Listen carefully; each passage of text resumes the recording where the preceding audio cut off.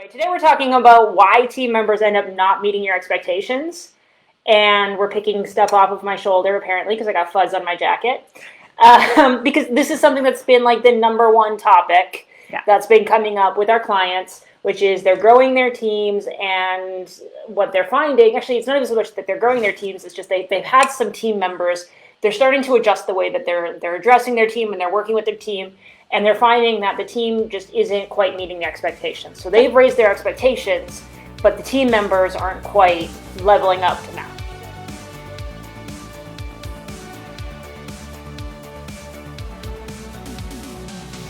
That's what we're going to talk about today. We're going to talk about why that happens and what to do about it.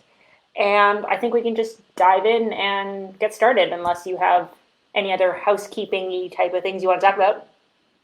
No, I think you got enough lint off your shoulders. Yeah, thanks. So this has been coming up on a bunch of calls, you were telling me. So fill me in.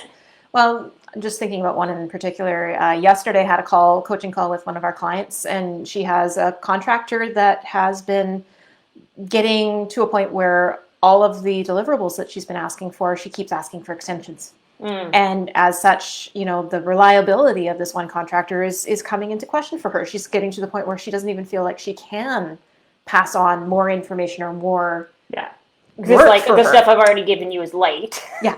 So why would I give you more? But of course, that's impacting the clients, right? Yeah. Because now the timelines are slipping. And this is one of the biggest fears that people have when it comes to giving more ownership to their team. And this is the process that we're going through with this client, right? Yeah. And all of our clients, like, how do you empower your team, which means having higher expectations, and then those expectations sometimes don't get met. And so it's like a self-fulfilling cycle, right? You're worried about it happening, and then it ends up happening, and then it's like, I knew this was going to happen, and you end up not giving over, not feeling comfortable giving over more of the things that you could be giving over otherwise. Yeah, and so you end up taking the work back, and it ends up back on your plate, and then the problem doesn't get solved. You just go and created a new problem. Exactly. So with this one client, you said you were doing a coaching call with her yesterday. So talk a little bit more about the specifics of the situation. So what exactly was going on that was creating this the expectations to not be met? Yeah. So this one particular client, the employee, well, she's not an employee, she is actually a contractor. Yeah. The contractor basically was coming back and essentially asking for more time and more time. And the comment that I was being told was that essentially other things were being prioritized, right, and not the client's work. Now, is that like that this, how does she know that this was like the right stuff wasn't being prioritized? Was she just guessing, or like, how did you know what the actual root problem was? The contractor actually indicated that to her. Okay. That, I've got this other thing that absolutely has to be done.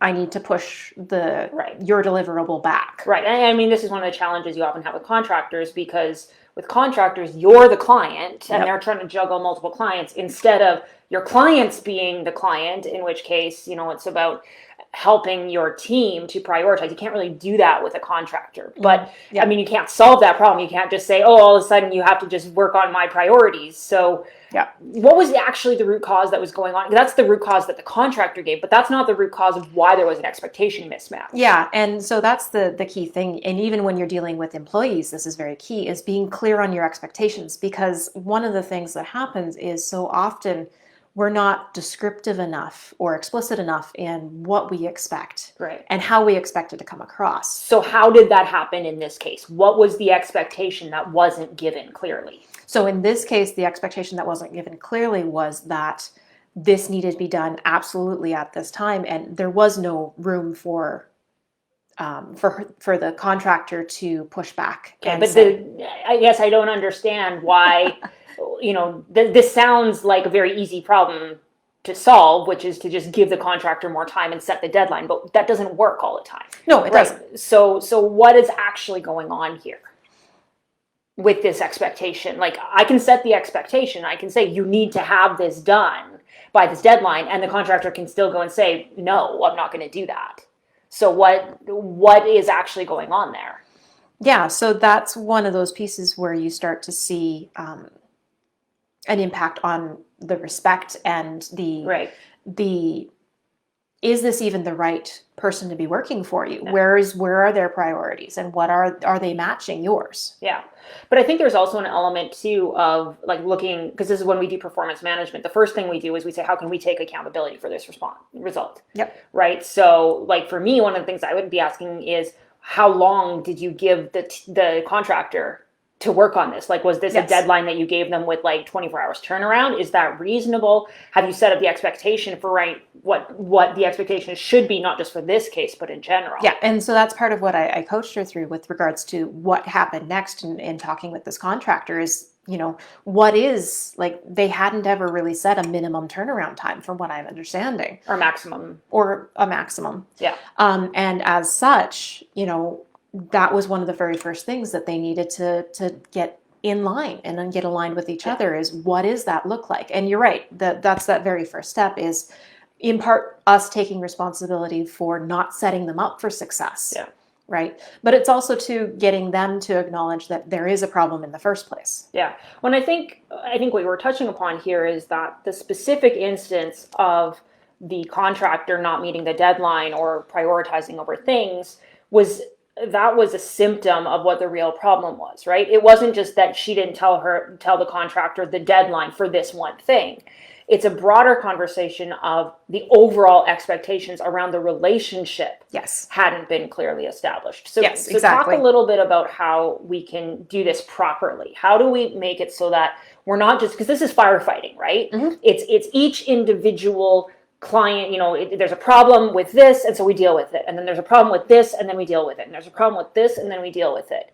But we can keep firefighting, or we can go to the root problem, which is putting expectations not just around the deliverables, but around the relationship as a whole. So how do you even do that so that you don't get into these firefighting situations? Yeah, and so that's where you need to have some really clear expectations, really clear communication. One of the things that we often go through is, asking about what is the end result that you're wanting from this individual? Like, what is the sole purpose that they're working for? What's job number one? What's job number one? Exactly. Yeah. Right. And then the next question becomes, after you answer that and you're able to clearly communicate that, to ensure the clear communication is to say, okay, how do you know that they're accomplishing that job? How do you know that they're achieving that result? What are the measures of success? Yeah.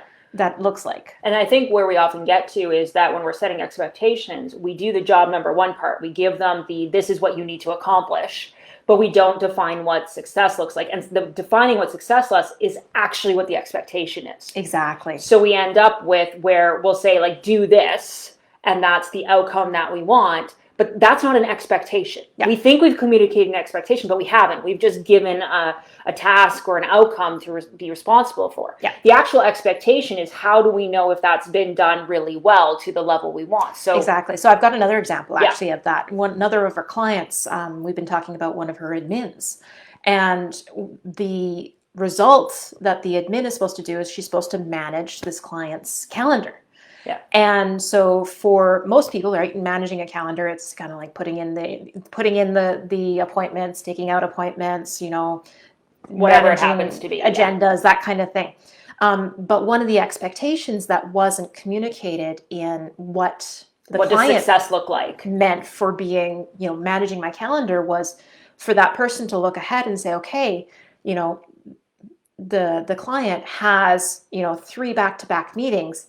And they're all heavy meetings. So I don't want to schedule another meeting, even if it's a light one, for her in the afternoon, because she's going to need some space to take a breath. So the expectation there that isn't stated is actually around managing the energy and ensuring that no one day is going to be too heavy. Exactly. Et cetera, et cetera. But just saying manage my calendar, that's the outcome, right? My calendar is managed is the outcome. But what does that look like? Well, it looks like there's only so many meetings in a day. Yeah. It looks like there's I have an hour for lunch. I have an hour for lunch. Zoom meeting links are in the URL, so I don't have to go looking for it. Like, what does success look like? So let's go back to the example that we gave off the start here to kind of wrap this up and bring it all together. For the client who had a contractor who was missing deadlines, we have this situation of give the task, give the outcome, give the deliverable to the contractor to do it. Mm-hmm. But the expectation around that, the success measure means it needs to be done by this time. It needs to be done to this level of quality. This is the communication that I expect when it happens. And, usually 3 to 5 to 8 different success criteria for a relationship, for a project, for that, whatever it is. That's the difference between having expectations be clearly defined and just telling someone to do a task. Exactly. And one of the key ones actually that you didn't mention, but in that same vein for this particular client and that contractor, was to tell the contractor that, if you look ahead and you know that you're not going to be able to get this done, don't tell me you will. Yeah. Right? Don't just take it because I'm your client. Tell me with reasonable expectation, are you going to be able to actually get this done? Right. So all of those success criteria, it's not about just getting it done. It's about what does it look like when it's done successfully. And that's really what we want to focus. That's what setting expectations is. Setting expectations isn't saying this is what needs to be accomplished. It's this is what it looks like when it has been accomplished successfully. So if you're in a situation and you find yourself wondering, I've got this team member, they're not meeting expectations, ask yourself this question. Have you just given them the outcome, or have you actually had a conversation about what successfully achieving that outcome looks like? Have you had agreement on that? And if you haven't, start there, because that's the first place that you need to be looking when it comes to having those expectations be clearly set.